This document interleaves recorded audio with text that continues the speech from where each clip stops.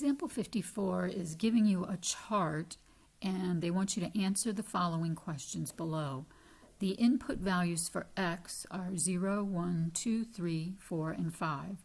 The corresponding output values for f of x are -3, -1, 5, 15, 29, and 47. And the output values for g of x, for those same input variables, or input values rather, are -3, -5, -11, -21, -35, and -53.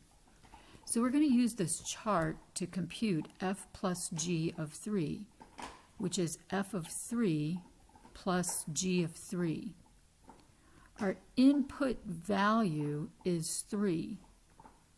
And our input, remember, is represented by the x value. So I come over here to x equals 3, and I find out what is f of 3. What's the output? And the output is the number 15. That's the corresponding output to that input. Then the output for g of 3. So again, going to the 3 for the input, go down to the g of 3 now. We're plugging the 3 in for x. And our value is -21. So all total, our value for f plus g of 3 is -6. Right. Using that same idea, we're going to find g of 0 minus f of 0.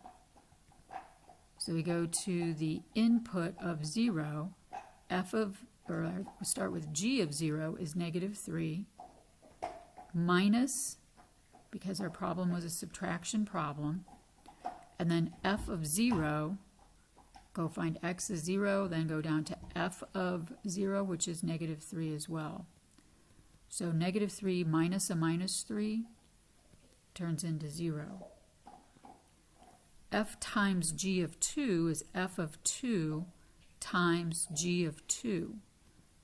Again, our input value is 2, so go to the 2 on the x row, and then find f of 2, which is 5, and then g of 2, which is -11, and multiply those two numbers together.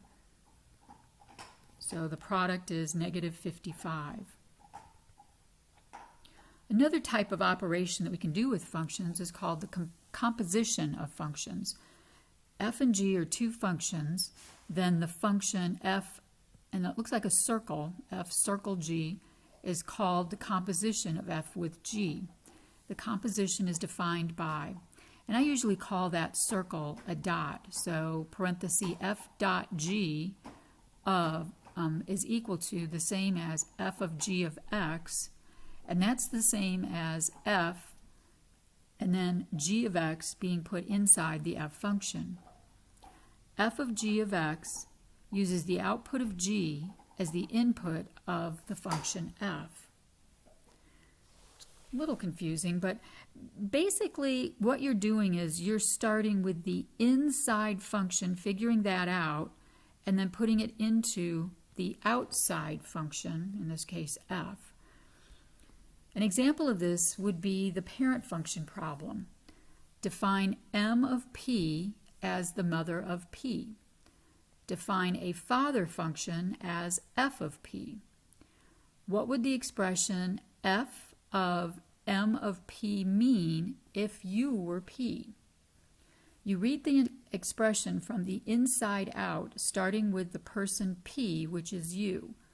Apply the mother function to p, then apply the father function to the output. Again, a little confusing, but take a look at what this means. F of m of p equals f of m of u. We're starting inside and working our way out. So m of u is your mother. F of your mother would be the father of your mother, better known as your grandpa on your mom's side. So if we look at what is m of f of p, we start with u and work your way out. So f of p would be your dad, your father. M of your dad is the mom of your dad. But you don't go around talking about people like that. You go, hey, you're the mom of my dad. You call that person your grandma on your dad's side.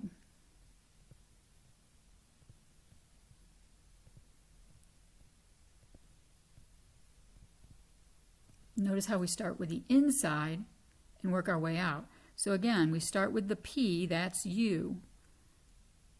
F of P,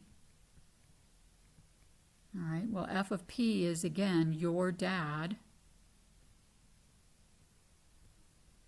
But there's still the F on the outside. So the father of your dad,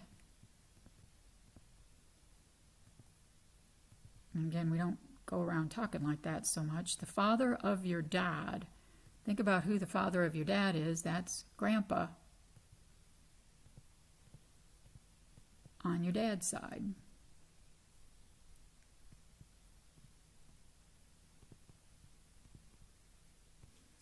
Okay, the father of your dad is your grandpa. Okay, you can do this with more than just 2 iterations as well. You can think about M of F of P, you know, and then think about, okay, well, you got your father, you got your grandpa on your dad's side, and then you got the mother of your grandpa on your dad's side, which would be your great-grandma. Okay? Sort of an Ancestry.com moment right there.